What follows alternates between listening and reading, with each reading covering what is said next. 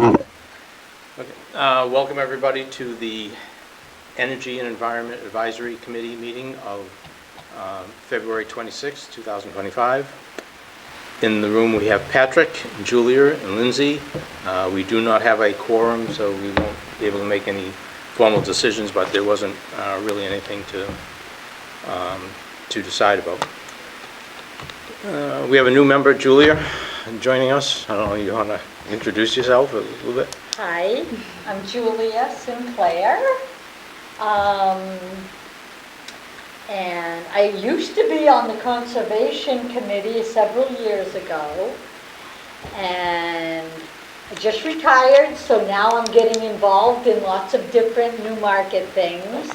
So this is perfect timing tonight and this year. And I'm super happy to be here. Okay, all right. We're happy to have you. Thanks, Julia. Thank you. At this point, I'll open it for public comment at 7:04. Seeing no members of the public, I will close public comment at 7:04. Since we don't have a quorum here, we can't approve the meeting minutes. The next item was the energy chapter of the master plan. You want to just, So I can where do we just give stand? a brief update on that. So the subcommittee group, the team for the energy chapter met was it last week? I think it was last week. They kind of blurred together. So we had a virtual meeting last week.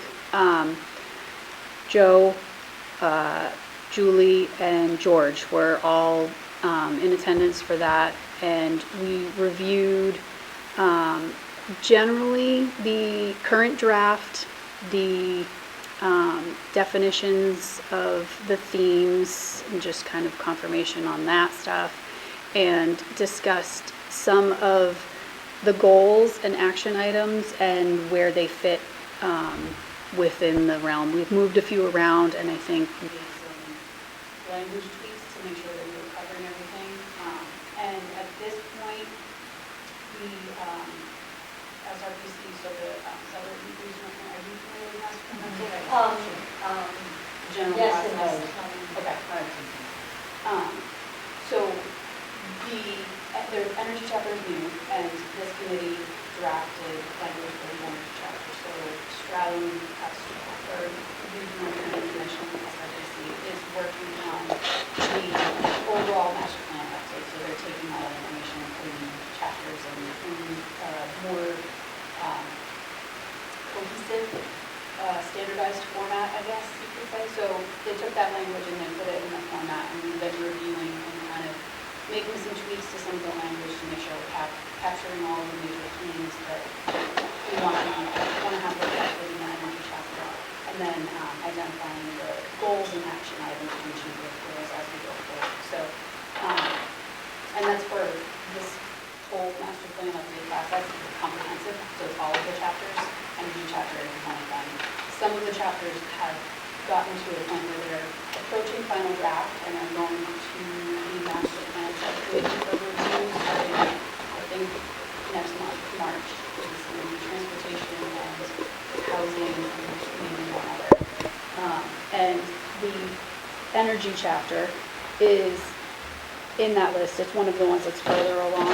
It's not quite finalized yet, but the overall schedule of master plan update has been adjusted initially, or at least as we were talking a couple of months ago. The target was to complete them all by June. I think it was June 1st or end of June, which is a kind of tight schedule for the planning board to review all of the chapters. Not a whole lot of time to do that and hold public hearings and all of that kind of stuff. So the schedule has been adjusted. So we now have a little bit more time and flexibility. If we need to do any additional reviews, I think we have another meeting of our subcommittee for the energy chapter. Carrie's working on populating the text in some of the themes based on our discussion from last week. So she will be updating, adding some language there, and then sending out a draft back out to the subgroup so that we can meet again, review, confirm that we've captured everything, and then we'll probably have that final draft ready to move to the master plan subcommittee stage at that point, and I think the target is, Before it goes to the subcommittee? yes, and I think, so the plan is that that would be the subcommittee, Oh, the the smaller energy group? subgroup, team. Okay. Should call it team, because I think that's what Bart and Carrie are calling it. So the energy team will review that draft. And I think Carrie's target is to have that ready within the next week or two. Okay, I'm not cool. sure if she's going to send it electronically or not. But the hope is that we would have opportunity to review it before this committee meets next in March. So if there are items that we want to bring up and have more input on from the larger group, then we could bring it up then and have some more discussion then. Okay. We'll talk about it in a second, but Casella is going to come in for our March For meeting. the March meeting. Yeah. Okay. Okay. So now that we have the team working on it, and because most of the language and the goals are all already there, there's probably not a lot of content that would need to be reviewed at the meeting. It could just be a briefer, or a more brief update to the group on like where it's at and what changes we had to make going forward. There's still a lot of stuff I'd like to get into the Appendix A, Okay. I'm assuming that we can, I don't know, does that have to be finalized when the chapter itself is finalized? No, because of the structure of it. Just the things I'm still not comfortable, the things we want to get. We want to get like the usage around town, electric usage and, have like a starting point. We have the electric usage for the 5 buildings that that were part of the energy audit in 2018. So we have that information for at least the time frame I could gather it for, so 2022, 23, and 24. So we have that information that Carrie has and is putting in there.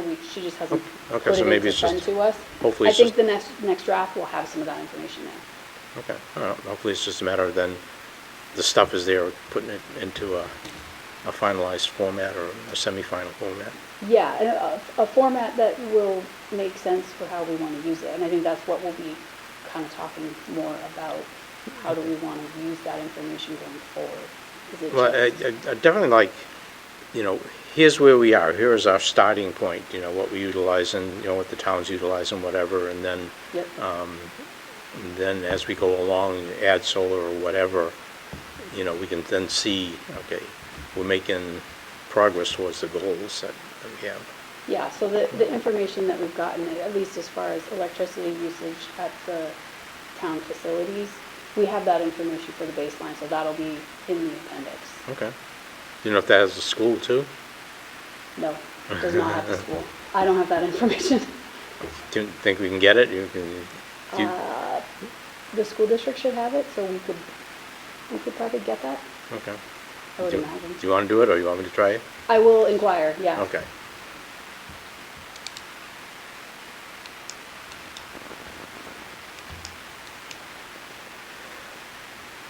All right, so we're actually making progress, not only on this, but Riverfront. It's like been 3 or 4 years that they've been working on that, and finally, it's like I see a light at the end of the tunnel.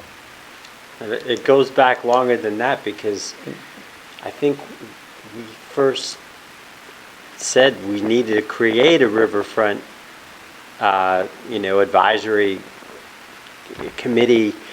I think when I was in the Conservation Commission, about 2017, because that's when all the rocks and stuff started falling into the water down at the park there, and we kind of got alarmed at how bad things were, but we realized it was well beyond the scope of what the Conservation Commission could do as far as, and that's when we said to the town council, you need to create a committee, and I think it took a couple of years for that to actually happen. Well, again, the chapters here, it's, like I say, it's been a long time, and I finally see the light at the end of the tunnel. Okay. Anything else on that? I think that's it, unless anybody else has any questions. Recycling status. So I did get the chance to talk to Casella. This guy, he actually lives in Exeter. They're going to come to our next meeting and present. I talked to him and said, basically, we're looking to do something related to sustainability and recycling, but we don't know what it is that we want to do. And explained that to him. He did tell me that Newmarket is actually pretty good on their recycling, which came as a surprise to me. When I go to the transfer station and I look in that dumpster there that's supposed to be recycling, I see everything in there, trash bags, everything. So, but and he sent something, a spreadsheet that I sent around to everybody. I was hoping maybe George, who works with sustainability, might be able to make some sense of it. But so anyway, we'll have Casella at our next meeting. I will make sure I send multiple notes to everybody, and maybe I'll put some stuff out to the towns and Rick and some of the others and just say, hey, we got somebody coming here to talk about recycling. If you want to ask questions or whatever, show up. And I did do what I said. I called around to the various towns around us to see what they were doing. They're also, a lot of them are still doing curbside recycling in addition to you can bring it to their transfer stations. But they all say the same thing. They're not getting any money. They're all in the same situation as far as there's no money that they get back from recycling.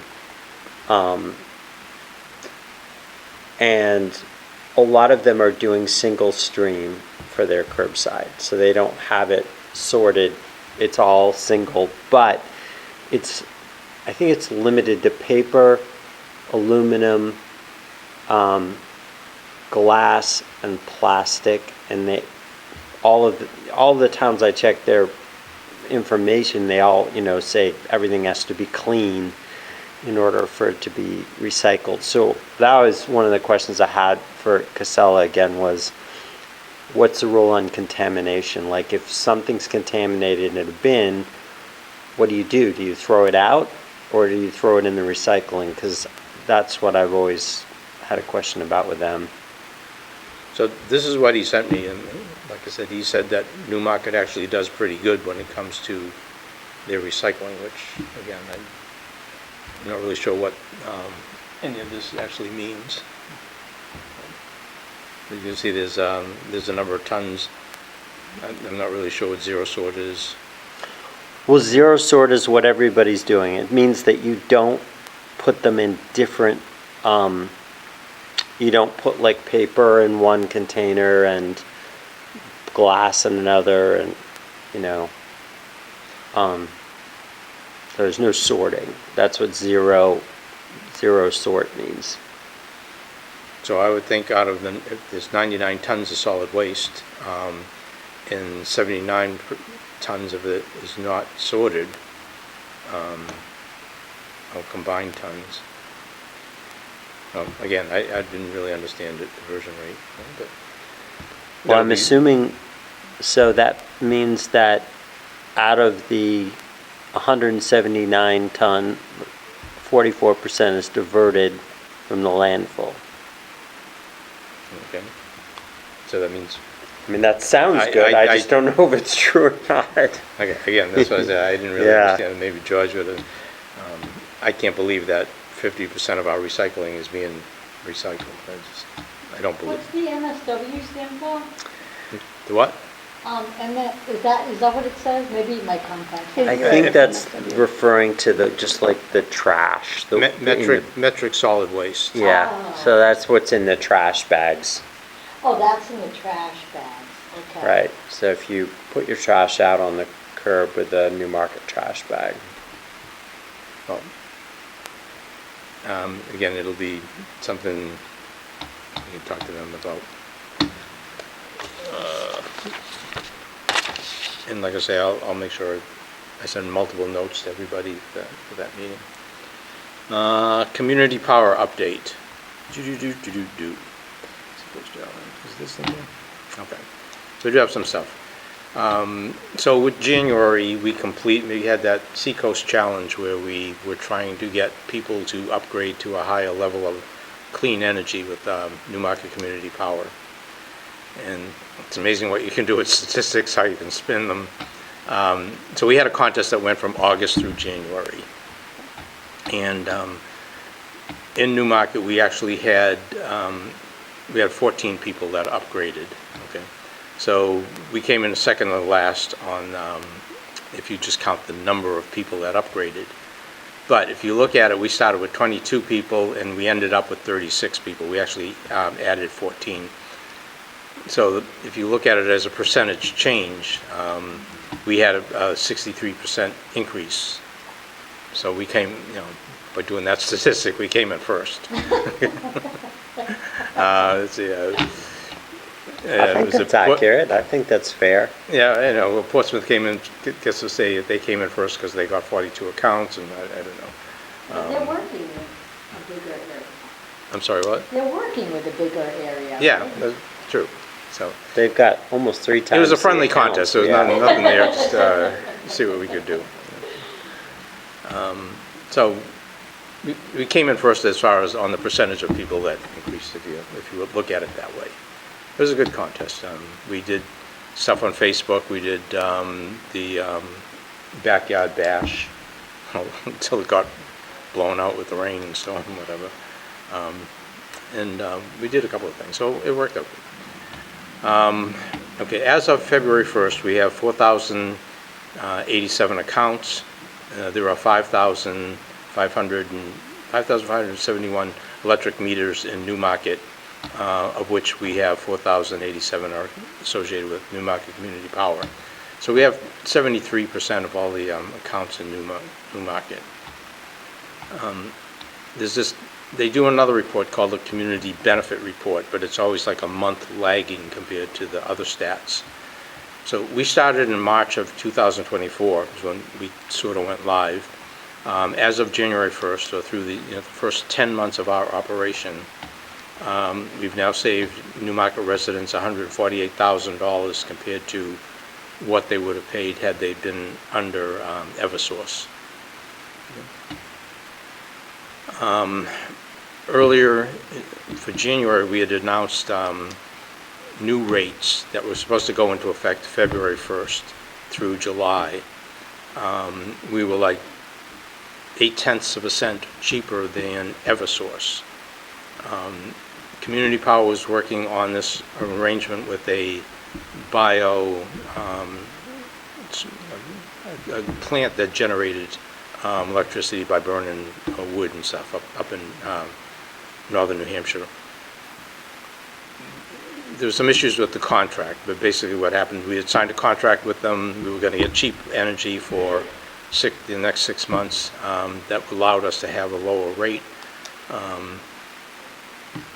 2 days before the contract was signed, they were taken over by another group. And after the contract was signed, that other group said, hey, we didn't know about this, even though they really did. They didn't agree to it. They came back and they said, we want to, create some new rates. Also at the time, Trump was talking about tariffs and whatever, and there was all sorts of issues that electric prices were probably going to go up as far as Canadian Electric goes. So I can see that group that took over the facility saying, hey, we want to get a better rate. We're fairly sure we can get a better rate than what you have. So anyway, Community Power walked away from that contract, and as a result, we had to buy some electricity on the open market, which was higher. So effective March 1st, we had to raise our rate, and basically I think we're like a penny higher than Eversource now. So we did put out a note on Facebook, and was going to put it on the town, saying that, hey, the rate is going to go up. It'll be basically a penny more than per kilowatt hour than Eversource. It's actually less than a penny more. If you have the option to opt out of Community Power at any time, all you have to do is call this number and give them your account number, and they'll put you back to Eversource. So as of mid-February, there were 21 people that have opted out. We're normally, I think, for the first 10 months, we had like 12 people in total that opted out. So it was significant. We had 21 people that opted out. 21 compared to the 4,000 is very small. It's less than 0.5%. So we had 21 people that opted out, but however, there were 14 new accounts, or 14 that opted in, so we really have like a net loss of 7. And at our last meeting, I informed the group that, the rate was going to be going up, but the group agreed to recommend to the town council that we stay with with Newmarket Community Power, because we think it's going to be better in the long run. And at the last council meeting, I informed them that, and everybody seemed to be okay with that. So, questions on community power? Is there any hope of them finding that sounds like a really bad thing that happened with the bio plant. That's not great when someone backs out of a contract 48 hours before. Well, community power could have said, no, hey, you've got a contract with us. We can go to court. That would take years to do, or who knows how long it would take to do that, and and by then it's too late anyway. We need the electricity. We need the electricity now. Right. Our policy says, going into a cycle, you have to have, like 60% of your power for the 6 months already bought. Right. And the month So before. is there a long-term replacement? There's obviously, still just going month. they still may buying go in the back to open them, market and is. they still may go back to them and redo the contract, but right now we're trying to get feet back together, or get everything back together. That would cause a significant issue with our reserves and whatever, by losing that contract and not having that contract. Plus, we've had some other issues in that this has been a colder winter than the last couple of winters, and we ended up having to buy more power on the open market than what we had planned for. And there was a couple of other issues too. So our reserves were taking a hit, and they had to raise the rate. They couldn't Right. beat it. Is there any hope of getting? Is there any movement on the rooftop solar option? Net metering type of thing? I'm Well, not sure. again, I can just speak for myself, but I think it's true for a lot of people. You produce energy, there's excess energy, right? If I'm in a buying and selling situation with community power as opposed to Eversource, then community power could be getting those kilowatts as opposed to Eversource.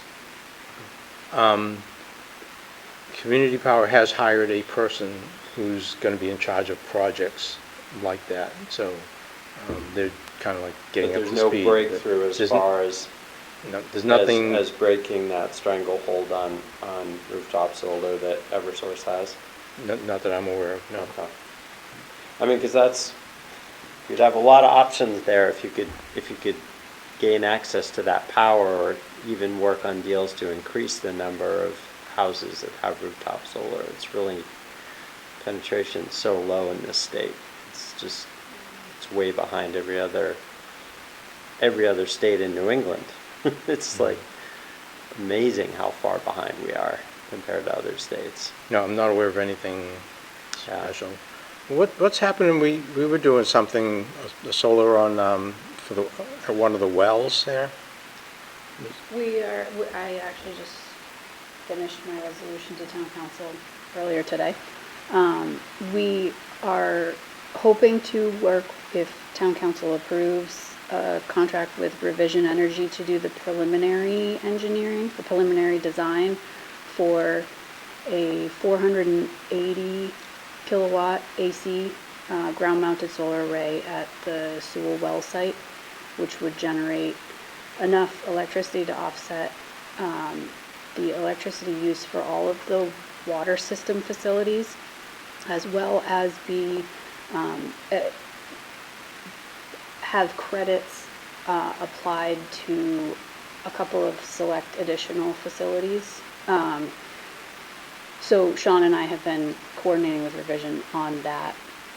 We'd like to do the preliminary design portion of it so that we would have, that would include like site survey and permitting analysis and the interconnection coordination with Eversource, so that we could have a good handle on what the overall project costs would be by summer And we can start submitting applications to various state and federal funding sources for the actual construction and implementation. So this is just kind of the first preliminary effort to get a good understanding of the feasibility, viability at the site. We also have to coordinate with DES because it is a well site, and we need to make sure that the Drinking Water Bureau is not going to have any major issues. We know that it's been done at well sites in the vicinity of us, so I don't see that being a problem, but that's an additional piece of the permitting and coordination that we need to do. Do you know offhand what the plan is? I mean, say, once that's done, is it, are you selling the electricity back to Eversource, or how, do you know what the plan might be there? It would be a net meter setup. We wouldn't use, Okay. that well site doesn't use enough energy to use everything that would be produced at that array, the way we've sized it. So the idea is that the surplus energy would be net metered, and we would get the net meter credit that can be applied to the other accounts to offset the energy usage at those other facilities. And so I'm assuming it's 4 megawatts, because it can't be more than that, right? Otherwise you have to have a special. It's under 500, Under 5 megawatts, I think. It's 5 under megawatts. half a megawatt, under 500,000 kilowatts.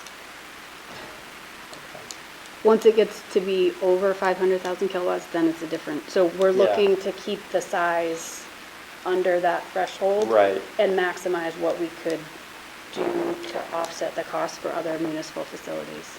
Kind of try to get the biggest bang for the buck without really, we're not looking to clear cut or anything and oversize the facility there, because we don't get the huge benefit of using the energy behind the meter. Well, and the connection, to build anything bigger than that, I think the connection becomes very problematic at that point too. Because then I think it costs a lot more, and it's a lot more difficult to get it through with Eversource too. Yeah. So we're trying to Yeah. right-size it. Yeah. So. No, that makes sense. I mean, yeah, if you can offset all the towns, that would seem For the like water a- system, and then because we're looking at a well site, we're focusing more on water system, and if we can offset the cost for all the water system facilities, it's a huge benefit. And then Yeah. the surplus beyond that could be applied to, and the idea is not to attach a lot of accounts to it, so we would go for the bigger user accounts, and have identified that the town hall and wastewater treatment facility are probably going to be the best fit for that, but Yep. we'll get to that once we get to a point where we have the project ready to go. This is just kind of the planning phase of Could figuring take a out couple how of it's years, gonna it sounds like, probably. It may. Ideally, we could actually have something on the ground in a year or two if there are still good funding options out there. We're trying to make sure that we get set up so that we're in a good position to have a real project to shop around for the grants and funding opportunities. Right. Because at this point, we don't have a plan, and we'd still need to get through this preliminary design part that we want to get through over the next few months. Is going to be helpful because that'll identify the natural resources, we'll have our impacts, the permitting timeline and outline, the interconnection timeline and outline, and those are kind of the major drivers of schedule in getting something actually on the ground. So that's where that's at for now. That's great. I mean, it sounds like things are really good. Okay, well, that's all I got. Our questions, comments, anything? I think our next meeting, Would be March 26th if we hold it at the same yes, time. March 26th, and that's what I've told Casella. When's the election? It's Tuesday the 11th? Is that when that town meeting election is? Yes, I'm going to say to everybody, Tuesday, March 11th is voting. Yeah. Okay. I'm running for re-election. If you vote for me, it'd be appreciated. All right. Okay, with that, make a motion to adjourn. We'll adjourn. We can't vote on it, so. No. Oh, right. Sorry.